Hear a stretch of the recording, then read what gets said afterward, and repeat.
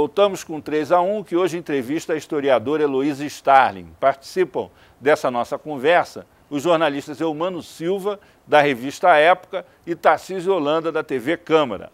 Nós vamos iniciar esse terceiro e último bloco com mais uma pergunta de telespectador. O sistema político que vigora é o ideal para o país? Como assim o sistema político que ele está querendo? O o republicano atual, e democrático? O ideal.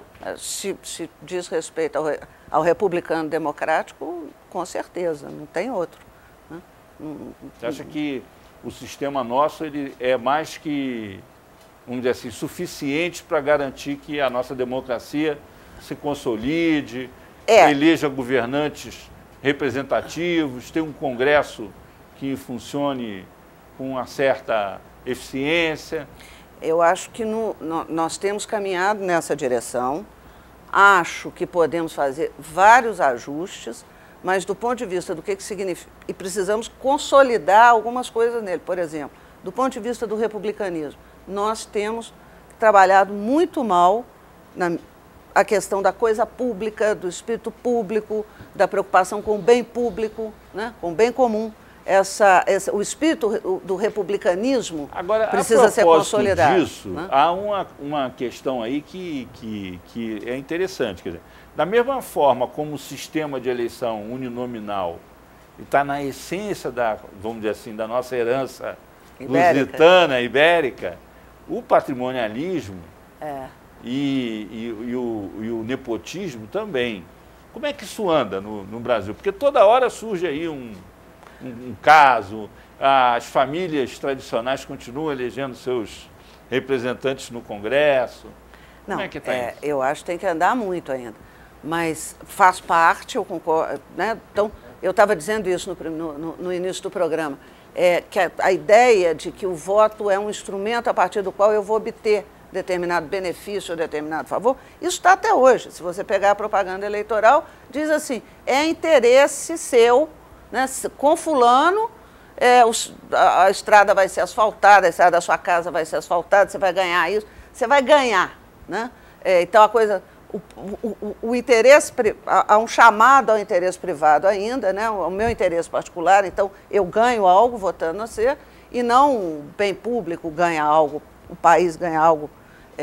Então, isso ainda está entranhado, né? Está entranhado, pelo menos na cabeça dos marqueteiros ainda está entranhado, embora não, essa ideia de que eu ganho com o voto, é um benefício que eu tenho, não um direito que eu tenho. Por outro lado, a corrupção não é uma particularidade nossa do Brasil. O que eu acho que acontece hoje, de um lado, é que você tem uma visibilidade muito grande. Acho que a imprensa cumpre um papel muito importante nesse sentido. Quer dizer, o Jefferson, Thomas Jefferson dizia isso. A República, a corrupção é um dos males da República. Não há como, nós não podemos imaginar que nós vamos ter uma República isenta. Ele está dizendo isso no meio da Revolução Americana, lá no segundo Congresso da Filadélfia. Não vamos imaginar uma república que não vai ter isso. Ela vai ter porque faz parte, é o risco da república. Professora... Mas aí ele vai falar, o que nós temos que construir, né, e consolidar e estimular são os mecanismos que nos permitam dar transparência à república para que nós possamos intervir na hora que o vício aparece, né, na hora que o mal Nesse aparece. aspecto, a internet ajuda ou a internet confunde? Olha, a internet... hoje ela está um faroeste, né? Ela é um tiroteio. Ela e um tiroteio e está se criando uma coisa lá que é viciosa também, que é a calúnia, que é o boato, que é o fato de que eu posso, ao me esconder atrás de uma persona qualquer, eu posso falar o que eu quiser, do jeito que eu quiser e destruir as pessoas. E na internet é terrível porque não há como você segurar isso. Mas isso aí vem desde a eleição da Constituinte de 1823, né? Sim, que a calúnia na política brasileira Para te lembrar o Dom Pedro lá e o livro que você estava citando, o Laurentino, Dom Pedro escreve artigos com pseudônimos insultuosos, né? Tem um livro fantástico da Isabel Lustosa, que é o Insultos Impressos, em que ela mostra como é que era. Mas no caso, outra herança ibérica. Outra herança ibérica. Mas no caso da internet, o que é muito assustador, quer dizer, é o fato de que você não consegue segurar aquilo, você não consegue nem desmentir, né? Porque na hora que aquilo entra na rede, não vai mais. Como é que você desmente? Né? A calúnia é um negócio perigosíssimo, é outro problema da República. Quer dizer, nós podemos pensar nas virtudes da República e nos vícios. Então, o que nós teríamos, eu suponho que quando nós tivermos uma presença maior na internet, a internet no debate político dentro da internet, de internautas que não sejam apenas os que estão literalmente partidários e militantes, ou os que estão querendo fazer uma avacalhação mesmo, né? Provavelmente ela vai funcionar, aí você cresce a condição dela funcionar como um instrumento muito eficiente de proteção republicana. Agora, o Azedo falou da corrupção. E o sistema eleitoral, a senhora sabe disso, ele não permite um mecanismo de financiamento público de campanha, por exemplo, que podia estabelecer a igualdade entre os candidatos, transformando os partidos em ordenadores de despesa perante a Justiça Eleitoral.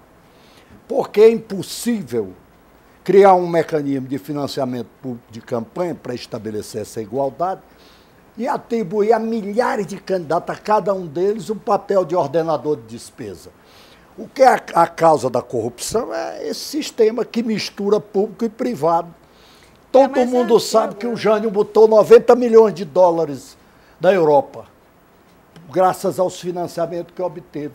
Aquela operação da Polícia Federal descobriu um doleiro. O doleiro tinha sido contratado pelo filho neto do Jânio, Jônio Quadros, para rastrear, e tinha rastreado mais de 20 milhões de dólares dele em bancos suíços e ingleses. Que isso é a causa, não há dúvida. Sobre isso não há a menor dúvida. Ela é mais antiga que isso no Brasil, né? No sistema eleitoral, inclusive. Bem mais antiga. Mistura o tá lá no público e o privado. Né? Você tem canções, na época de Dom João VI ainda, que estão falando da apropriação do dinheiro público. Né? Quem rouba pouco é ladrão, quem rouba muito é barão, né? E por aí vai. Então, você tem um processo. Ela é E no caso da República, o problema é criar os mecanismos que permitam que a República seja virtuosa. O rei de entendeu? Portugal dava um título para o sujeito, você vai administrar tal lugar lá. O que você arrecadar lá, uma parte é para você, outra parte é para mim. E aí foi em frente, entendeu? Pensa uma canção interessantíssima do Noel Rosa, que chama Quem Dá Mais. Lembra do Quem Dá Mais, do Noel Rosa? É uma canção de 1931, né? Em que ele pergunta quanto é que vai ganhar o leiloeiro que em 3 lotes vendeu o Brasil inteiro. Né? Isso em 31.